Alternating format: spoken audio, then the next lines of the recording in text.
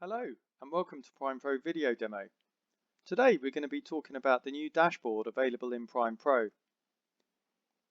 In this update we're going to tell you about all the metrics that are now available on screen to help your business see where you are with regard to key performance indicators and essential business information. So upon logging into PrimePRO, as you can see here, I have my dashboard presented with me on the first page. The first metric on the left is to do with follow-up calls. In the system we have a total of 34 follow-up calls that I've created under this user account. And the graph below actually demonstrates how many calls were made over a period of time. So this is actually dating back to the very first time this particular user in the system started making calls and to date. And the graph also represents the total number here of calls at the top. Now when we go into the lists, this is actually showing you a list of calls that are outstanding. So they don't actually represent the same number that's displayed on screen. So the idea of this is it's reminding you as part of your CRM system of calls you've got to make to your clients. So where you've logged and created follow-up calls, they will appear in this list. And in here, you'll see the date that the call was set for, the client name, the contact, their phone number, their email address, the details of the call, of course any notes. You can click this link to open the record and view it, or create a brand new follow-up to follow up from this particular call, reassign it to another consultant, or simply dismiss it from this list. Effectively, a nice, easy to use task list for you to see all your calls by. Now you can filter these dashboard metrics and graphs by branch.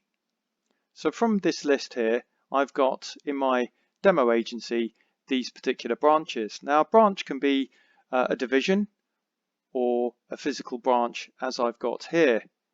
So it depends on how you set up PrimePRO as to how branches will actually impact your business. And as an HQ user, which means I have total control over the entire system, I can see and pick on any particular branch I like and analyze their information or see the business as a whole. But as an individual user, you tend to see your own information displayed on the dashboard, which relates to you or your branch. You can also select from this list which particular user you wish to analyze. And also you can select a date range. So if you wish to specify, i.e. how many calls has somebody made over a period of a month or 3 months, you can then specify the date range and then draw the graph based on that range. On the right hand side, we have the compliance section. Within PrimePRO, there are 2 distinct compliance sections that you can configure. We have general compliance and sector/category compliance, which relates to particular skills as to whether or not they require any particular qualifications for that skill to do that work.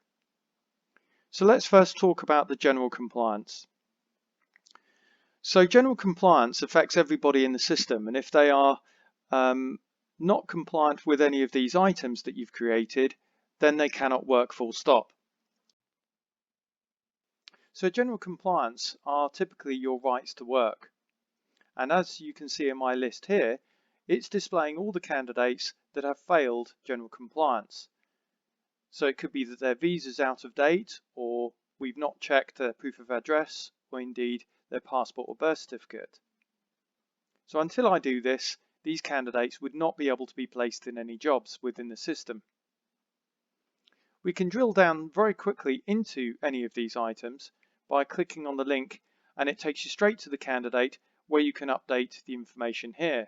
So as you can see in Lynn's record, she has a red triangle indicating that she does not meet general compliance. And in here, lo and behold, we've got the items to update.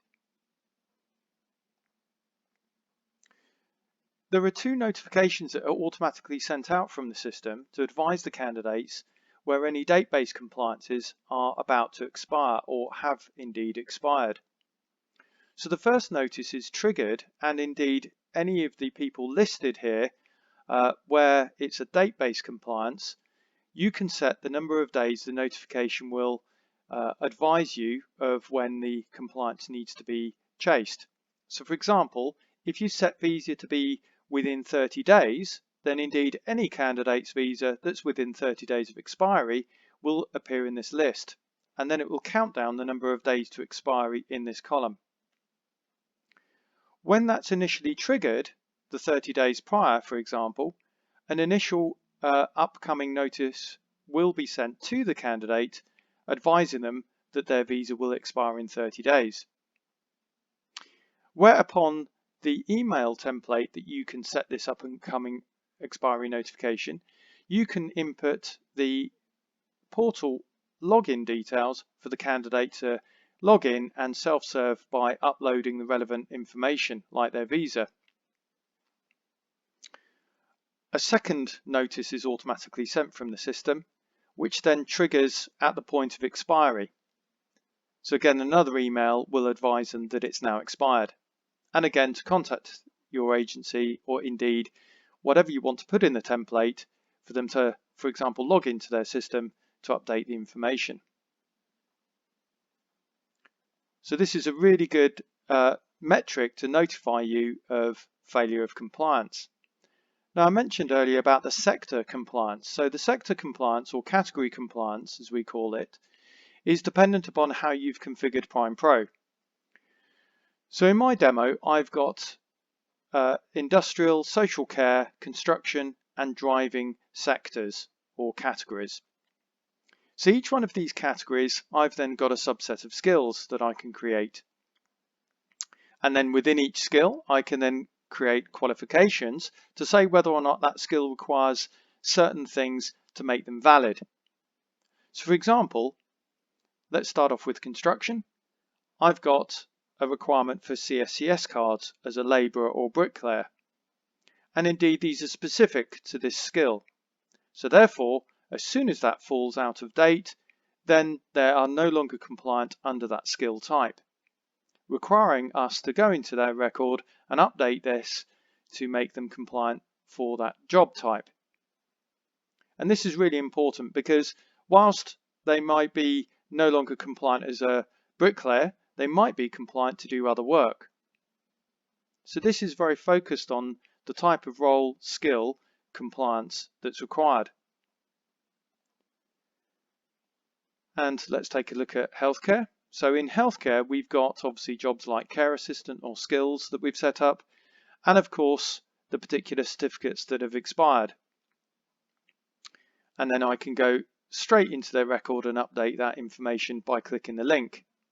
So in this case, this person is multidisciplined with several qualifications set, and the one that's the issue is for care assistant, whereupon we need to add their moving and handling in here and update it. Again, up and coming expiry notifications and indeed upon expiry notifications are automatically sent to remind them of this particular qualification that needs updating. And again, they can log into the portal to update this information on your behalf to make it as seamless as possible. Another example is driving compliance. So I've set up a category in my agency called driving, and indeed under the driving section we've got a sub-layer of skills where I've set class 1 and class 2 as examples, and then under each skill type I've set requirements for particular qualifications. And in this instance we need a CPC or a CNE license for Andy, both in fact. So again, if we click into Andy's record, we can then update these by adding the relevant document and expiry date for the expired license or CPC or whatever it might be. Once they're compliant, then obviously they're no longer on this list, and it tells you in the graph how many compliances you need to deal with, which keeps you obviously on top of this to ensure that you maximize your workforce potential to fill as many bookings as you can. Which leads us nicely onto the bookings graph, which is displayed down here. So this particular graph is giving us an indication of filled bookings, cancelled bookings, and outstanding bookings, otherwise unfilled bookings. So each booking effectively is a separate shift on a particular day.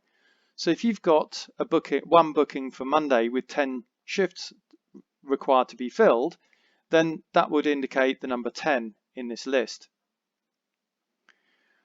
And for this current week, because this particular graph defaults to the current week you're in, we have a total of 30 bookings or shifts that are in the system recorded for this week. You can of course choose a date range to expand this, which I'll do in a minute. But looking at this graph, the red line shows us the filled bookings are showing peaks and troughs, where during the week we've got different quantities that have occurred. And the blue line is obviously indicating the cancelled bookings, and the green line is the outstanding ones. As I said, we can do a date range to sort of see how this looks over a longer period. So if we go from the beginning of October to today, we can then click update and redraw the graph, which tells us obviously a different story. So back in October, we were doing brilliantly with our numbers, and then they just fell off a cliff in terms of the cancelled bookings. The filled bookings, we've got obviously a fairly steady number, and the outstanding bookings have slowly decreased as well. So this gives us a good indication as to where we're going with our business metric here on bookings. Then we come down to candidate registrations. So I'm not showing any candidate registrations for this week. So I will expand my date range to give me a better idea as to how many candidates have registered. So if I go back to the beginning of 2020 to today and update my list, you can see how many candidates have registered in the system. We have a total of 50 candidates registered during that period. 7 new registrations awaiting approval. Awaiting approval is a holding area, a quarantine area, where candidates have filled out the application form online and they're waiting for your approval. So they sit in this quarantine area until you've approved them, and upon you've approved them, they are then available to select in jobs for filling bookings. We have 31 candidates that were registered as new candidates, and the spike was January 21. We have 12 candidates that actually started work, so we can see the conversion ratio working here. So probably under 50% conversion ratio of new candidates that registered versus those that actually started work. Now, as this is normally displaying your current week, this is really useful for payroll purposes because you can see by clicking on the tile the list of candidates that have actually started work. And it will enable payroll to obviously double check these guys to make sure all the relevant information is captured for payroll to be a success. Now, the columns displayed are the candidate reference number, their NI number, payroll number, candidate name obviously, known as skills, where you can click into the skills that have been added for that particular candidate. And also you've got which umbrella company they were associated to, and indeed date of first booking, which is what triggered them on this list. So very useful information for us to understand how many candidates have registered, how many candidates that started work versus bookings, filled, unfilled, cancelled, and of course activity ratios on calls, giving us a fantastic overview of what's going on in our business at any time, and of course broken down by branch or date range. Now as we come to the left, you'll see that we've got SMS Replies metric, which gives us an indication that we have had responses to our text messages that we've sent out from PrimePRO. So within PrimePRO, if you watch the bookings video, it will tell you that you can invite candidates to respond to booking invitations. Where they can respond either yes or no will then automatically update the availability, as you'll see in that video. But whatever their response is to the text message you've sent them will appear now in this notification area on the dashboard. And when you click into this list, you can see which booking it related to, which client, which site, the candidate name, and of course their particular response, whatever they wrote in their message. You can click into the booking here and then confirm them on, whereupon another text message will be sent to them confirming their booking.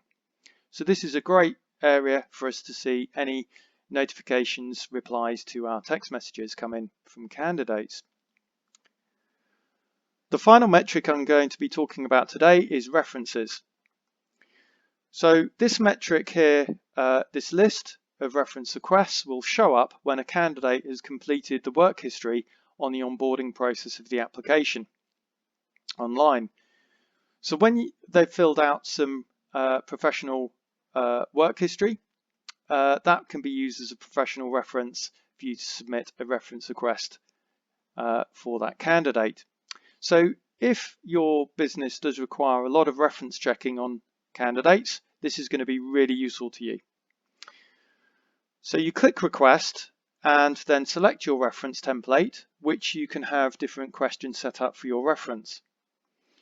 And then you click save and send. That then moves this request onto the follow-up section, whereupon you can resend the same email to the professional reference to chase it up. In that email, there'll be a link for the referee to actually click on to fill out the reference online on a very easy to use web page, which then updates the candidate's reference section immediately upon submitting. So that's a very, very useful and quick and easy mechanism for your references to be completed by. Alternatively, within the email, they'll also have the option to open the PDF, which there'll be an attachment with your reference questions for them to complete manually. So there are two options. And again, once you've completed the reference, you click completed here, and then it will remove it from the reminder list. So this ends our video today on our dashboard, and I hope you found it useful. And if you've got any questions, do come back to me on sales@primepro.net. Thank you for watching.